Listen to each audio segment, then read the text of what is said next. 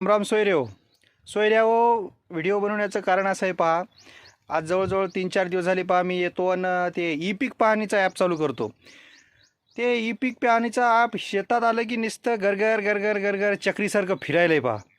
आता मला विचार यायला आहे की ड्रीम11, जंगली रमी, ते फ्री फायर, ते जे काय समजा असे हे जे ॲप आहेत घरगाले घरगाले ॲप, ती दन चालतात पहा. त्याला दिवस रात्र कोणा एनी टाईम चालवत होई, फुल चालतं.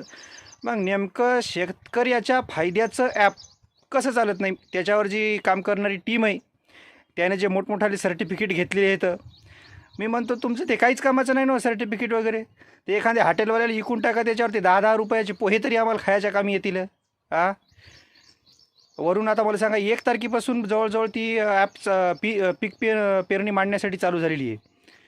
आज 10 तारखेपर्यंत बी ते सुरळीत चालत नाही. म्हणजे नेमकं चालेल, आज नाही उद्या चालेल, उद्या नाही परवा चालेल, आम्हाला तशी सवयच पडून गेलेली आहे त्या गोष्टीची. पण मी म्हणतो नेमकं शेतकऱ्याच्याच बाबतीत असं होतं आहे कसं? हां,